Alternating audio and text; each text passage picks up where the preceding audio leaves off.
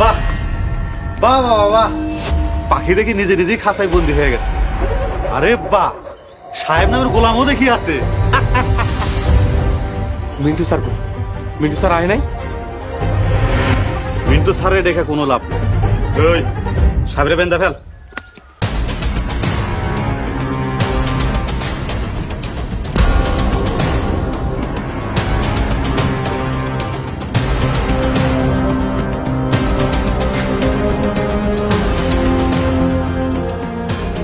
মজিদ, সাহেবরা আপনি সাইরা দেন। সাহেবের সাথে আপনার কোনো শত্রুতা নাই, আপনি ওনারা সাইরা দেন। দিমু, একেবারে ছেড়ে দিমু। তার আগে আমার কিছু শর্ত আছে। আপামনি, হ্যাঁ কোনো কথা শুনেন না। হ্যাঁ হইতেছে শয়তান, শয়তানের কথা শুনেও পাপ। আল্লাহ দোহাই লাগে থামেন। মজিদ, আমি আপনার সব সত্যে রাজি, আপনি কোন আমারে। এই তো লাইনে আইছো। তোমার সমস্ত সম্পত্তি আমার নামে রেজিস্ট্রি করে দিতে হবে। তাইলে সাহেবরে ছেড়ে দিন, চাইলে তোমারও ছেড়ে দিন। আপামনি, ওই শয়তানের কথায় নিজের এত বড় সর্বনাশ কইরেন না।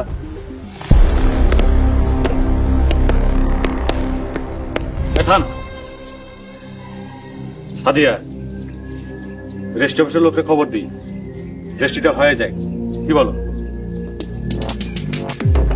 এত তাড়াহুড়া কিসের মজিদ ভাই? স্যার আপনি আইছেন, দেখেন না ওনারা সাহেবরা মেয়েরা কি অবস্থা করছে।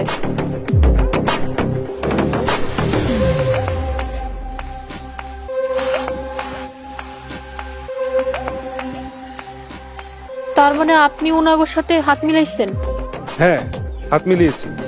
তবে হাত মিলিয়েছি হাত করা পড়ানোর জন্য। কনস্টেবল, এসব কি মিন্টু ভাই? আপনার সাথে কথা আমার আগেই হয়েছে, শুধু কথা না, লেখাপড়ার কাজও তো শেষ। সেই দলিল আমার কাছেও আছে। সেই দলিল আপনি স্বীকার করছেন যে মরহুম আলম সাহেবের সকল সম্পত্তি আপনি আত্মসাৎ করার মাধ্যমে এই বাড়ি আপনি দখল করছেন। তার উপর নির্মমভাবে এই সাহেবের উপর নির্যাতন করছেন। মিন্টু, তুমি ভুলে যাও না আমি এলাকার রানিং চেয়ারম্যান। তুমি এত সহজে আমারে নিতে পারবা না, কারণ এলাকার লোকজন আমার সাথে আছে।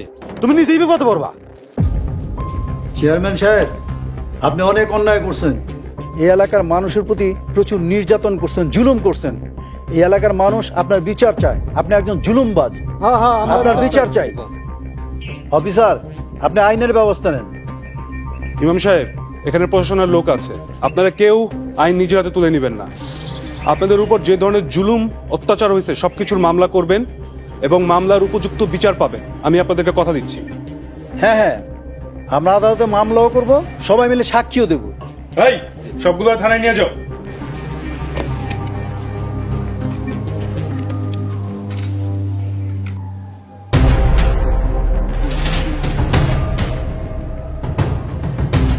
দারোগা সাহেব, আসি। আসসালামু আলাইকুম। ওয়ালাইকুম আসসালাম।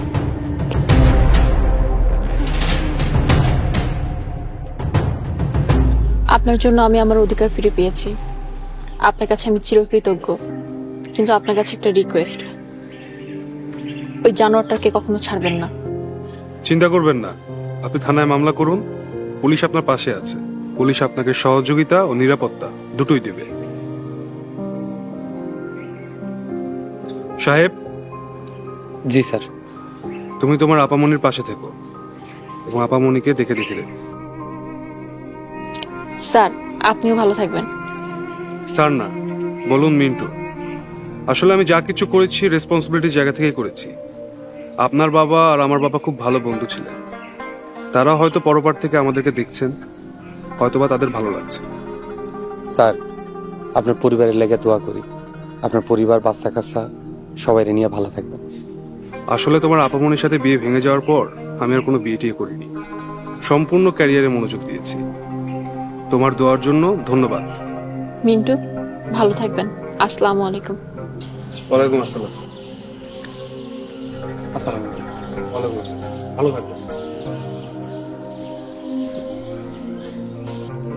আপামনি, আমিও আসি, ভালো থাকবেন। সাহেব, তোমাকে যে আমি কি বলে ধন্যবাদ দিব বুঝতে পারছি না। তুমি আর মিন্টু না থাকলে আজকে আমার পরিণতি খুব খারাপ হতো। তোমাকে অনেক ধন্যবাদ।